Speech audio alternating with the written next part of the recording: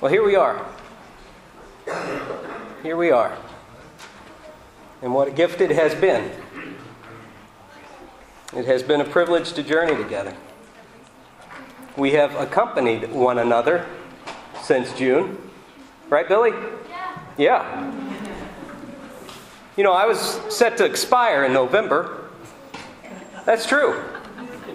Yeah. I don't know if I would have gone poof. I don't know how that works. But the Synod updated my paperwork. And the weather held out. And here we are. What a gift. All of those prayers that we prayed, Pastor Brian is on his way. What a gift. I remember that initial phone call with Bishop Burke. It was April of last year, almost a year ago. His first words were, "I doubt you'll be interested in this, but let's hear it," I thought. "Put me in coach," I said. I really said that. I was in the middle of my last semester at seminary. Minna was already beginning her first call in Des Moines. There were no calls open for me in Des Moines. Well, try me, I thought. The bishop knew it might be a bit of a commute between Des Moines and Ely. He knew that I'd spent my last year of seminary driving between Dubuque and Des Moines. Minna and I lived apart for the first 9 months of our marriage. So the odds in some way were against my serving part-time as an interim here at St. John from 130 miles away. I suspect the bishop knew all of this before he called. But he called anyway. He said, "I doubt you'll be interested in this, but there's a congregation in Ely. They could use a pastor." A couple weeks later, we met. We met in the library there with the council. Jamie gave me a tour. Why not, I thought. I could do that. It's a bit of a drive, but it's not forever. Why not? I've been thinking about a couple of today's readings this week. Our gospel reading, which is a continuation of the Sermon on the Mount, but also this letter from Paul to the church in Corinth. Paul mentions a different kind of wisdom. A wisdom that isn't a wisdom of this age. Paul talks about God's wisdom, secret and hidden. A wisdom revealed to us through the Spirit, that we might understand the gifts freely given to us by God. That we might understand the measure of God's grace. I've been reading and dwelling in those words this week. And it's as if Paul is describing a different way of knowing. A different way of knowing. In his letter to the church in Corinth, Paul contrasts the wisdom of this world with the wisdom that is God's own. In a sense, he contrasts all that we're able to know with our heads and our hearts, our intellect and our reason. He contrasts that worldly wisdom with a different way of knowing. A spiritual wisdom that is God's own, poured out. I think back to that initial call with the bishop, almost a year ago. I was led to that point. I was guided and affirmed to that point. You know what that's like, Michelle. I was guided and affirmed by a different way of knowing. I could go to Ely. I remember thinking in those terms, I could do that.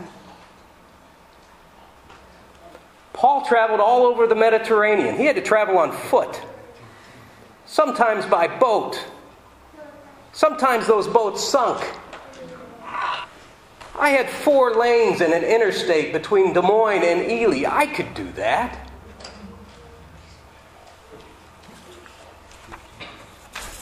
Paul writes, "Now we have received not the spirit of the world, but the Spirit that is from God, so that we might understand the gifts freely given to us by God."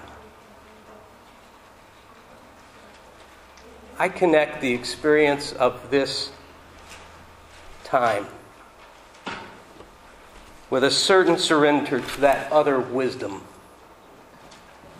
I connect the gifts of this experience with that initial yes that was in me and not from me. I connect the gifts of this time together with the near presence of God with us. Truly in, with, and under us. Another way of knowing brought us all together. I believe that. What a gift. You and I and all of creation live within the atmosphere of God. Think about that one. We live within the atmosphere of God. God ever present. Christ always near. God's living Spirit. Universal and particular. Always moving, always stirring. Continually pouring itself out. Pouring itself out as salt is poured out to add flavor or to preserve food. Continually present, continually pouring itself out as a light radiates light and heat. We live within the atmosphere of God, you and I, which is to say, salt and light surrounds us. Occasionally, it spills out of us as God's living Spirit continues to speak in this other way. Remember who you are, Jesus says. You are the salt of the earth. You are the light of the world. You're not salt in a jar. You're not light in a vacuum. You are salt and light in context. Together. The gifts that you and I enjoy are gifts freely given. Be given away. The lives that we live, that we enjoy, are lives poured out for others. Holy Spirit continues to call us to that way of life right here, right now. Oftentimes that call comes in ways that confound conventional wisdom.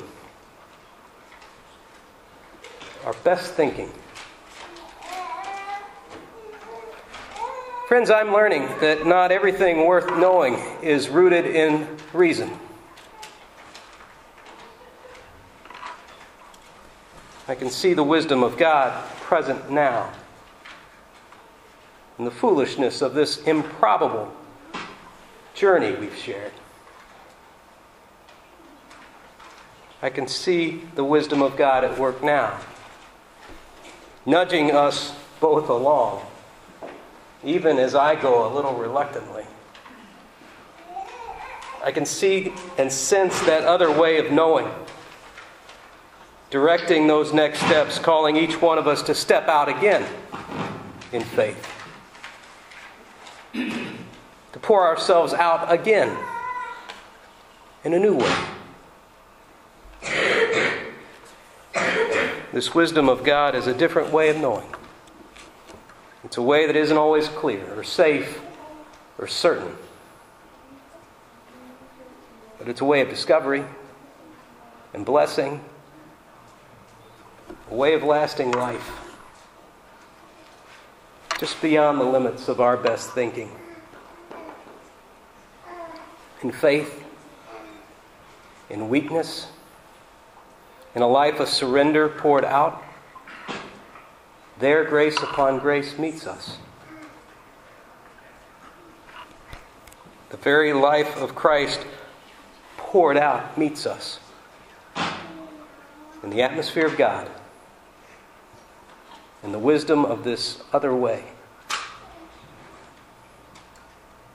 Remember who you are, Jesus says. Let that light shine before others. We're blessed to be a blessing. And what a blessing this time together has been. Amen.